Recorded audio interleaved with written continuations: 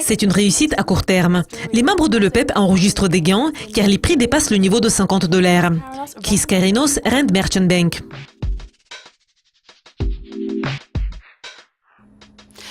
Après avoir enregistré des pertes considérables, les prix du pétrole ont regagné un peu de terrain à la fin d'avril.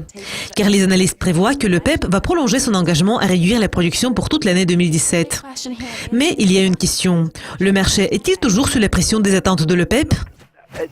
C'est une question intéressante. La situation sur le marché correspond aux attentes du marché depuis que l'OPEP a annoncé son programme de réduction de production à la fin de l'année dernière. Et si vous analysez les données sur les stocks, vous allez voir qu'il suggère qu'aux États-Unis et dans le monde entier, les stocks ont légèrement reculé depuis lors, mais pas beaucoup. Donc c'est une réussite à court terme. Les membres de l'OPEP enregistrent certains gains car les prix ont atteint le niveau de $55-60 le baril. Cependant, le problème à long terme est que les producteurs de pétrole de schiste ont enregistré des niveaux intéressants et cela leur permet d'augmenter leur production.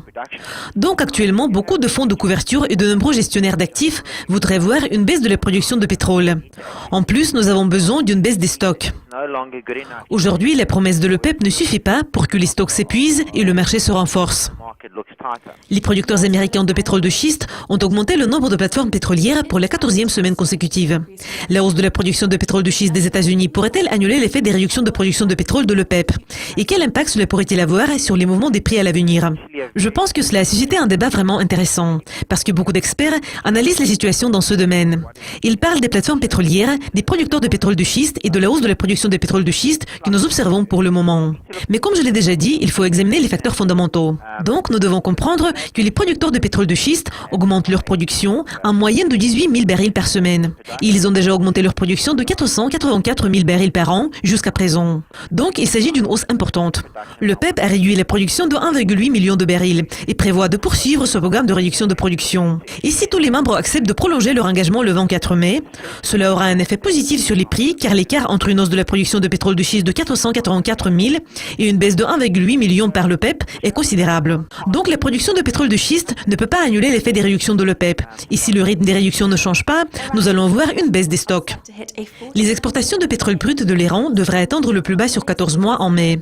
Donc, quelle est l'importance de cette baisse? Pourrait-elle influencer les marchés du pétrole brut?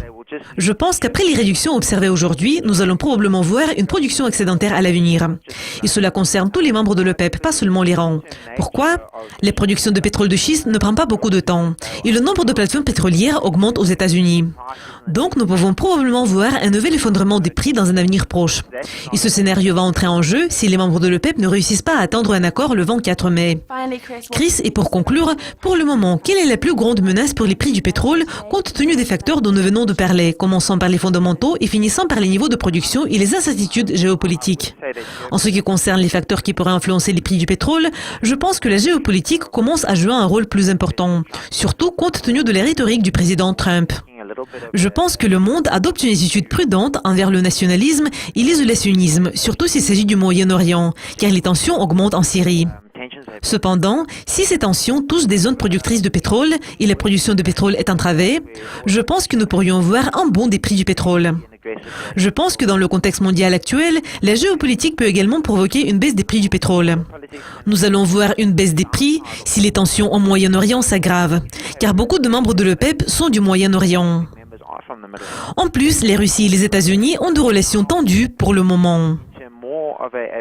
Les membres pourraient dire qu'ils ne vont pas respecter les quotas car ils doivent produire du pétrole pour gagner de l'argent pour servir les intérêts de leur pays.